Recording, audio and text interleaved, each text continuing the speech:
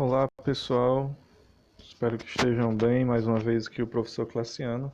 Queria passar para deixar o vídeo corrigindo a atividade da página 118, das questões 1 e 2 sobre pretérito imperfeito do subjuntivo. Tá certo? Então, vamos lá.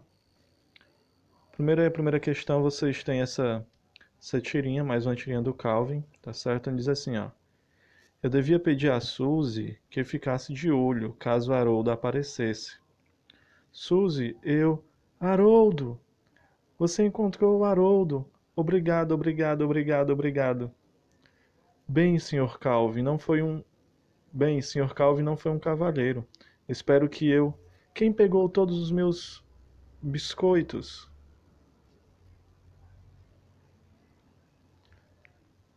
A primeira questão pergunta assim, ó. O tigre de estimação de Calvin desapareceu, e o garoto pensa em algo que poderia ajudá-lo a resolver esse problema.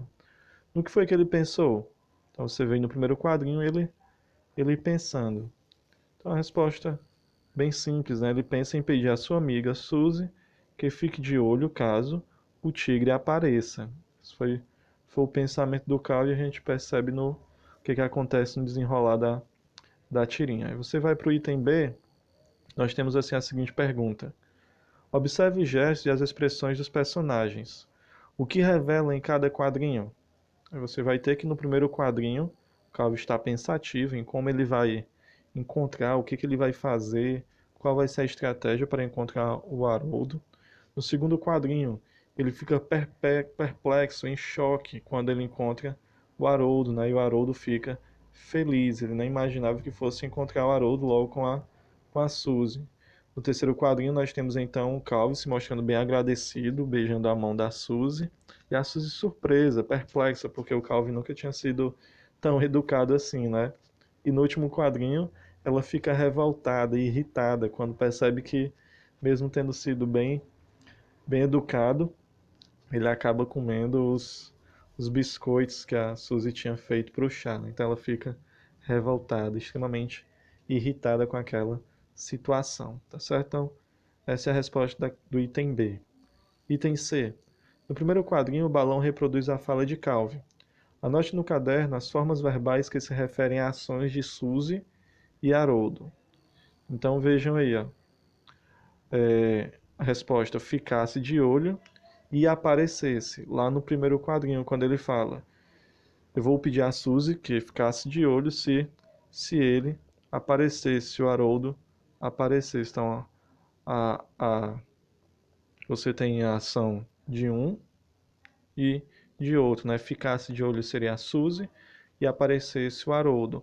Observe que a forma verbal está no pretérito imperfeito do subjuntivo, tá certo?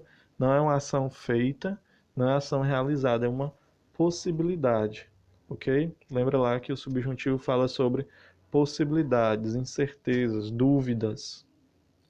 Continuando. Entender o que as formas verbais identificadas na atividade anterior expressam.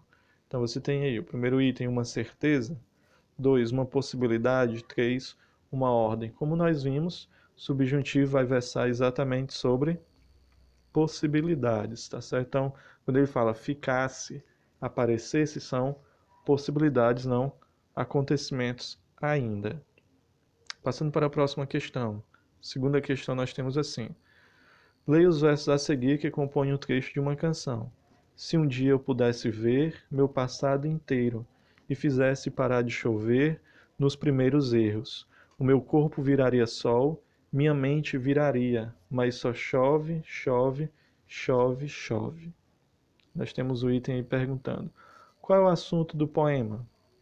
Então, a resposta: reflexões sobre os erros do passado. Observe que ele, se eu fizesse isso, o que teria acontecido, como teria sido diferente a minha relacionamento, se eu tivesse feito coisas diferentes das que foram feitas.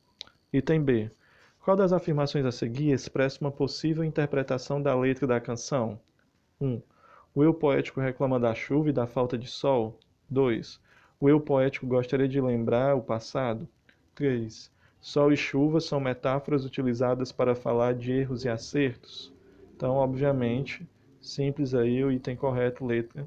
Terceiro item, né? Sol e chuva são metáforas utilizadas para falar de erros e acertos.